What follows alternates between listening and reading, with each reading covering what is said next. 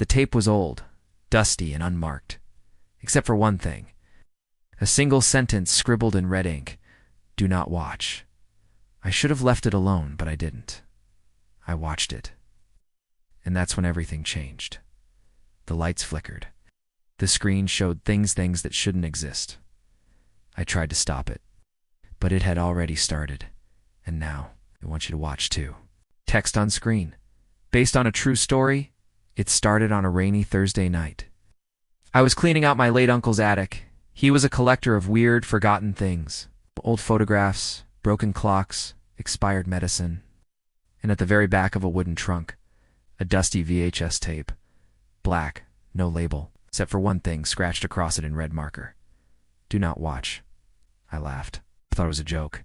But something about it felt wrong. Still, curiosity got the better of me. Took the tape, found an old player, and pressed play. The tape starts, the screen flickered. At first it was just static.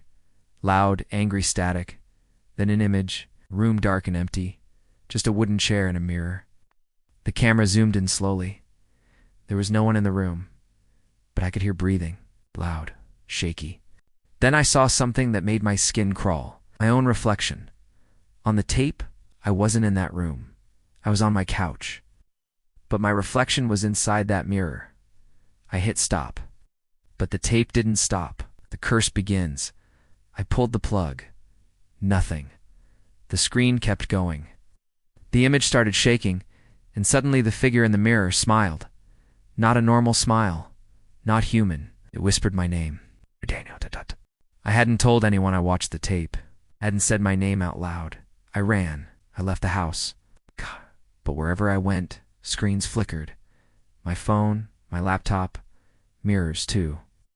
All showing that room, that reflection, unseen eyes that night. I couldn't sleep.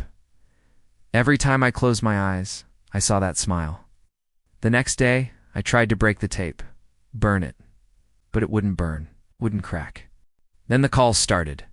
No number, just heavy breathing. Then voices whispering, "Watch again, finish it." I went to a priest. He told me stories of cursed objects that bind spirits to the living. He asked if I had invited it in. I had, by watching the tape. The ending never ends that night. I decided to finish the tape. Maybe it would end it, maybe not. I hit play.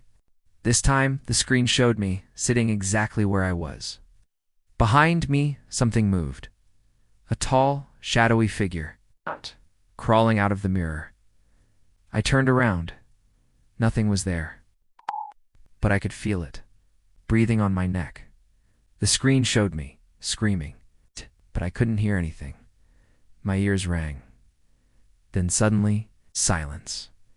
The tape ended, or so I thought. Now, every night at 3:33 a.m., the screen turns on by itself. No matter what I do, the tape is gone. But the curse, it stays. So if you ever find a tape that says "do not watch," please don't. But if you do, you won't be alone anymore.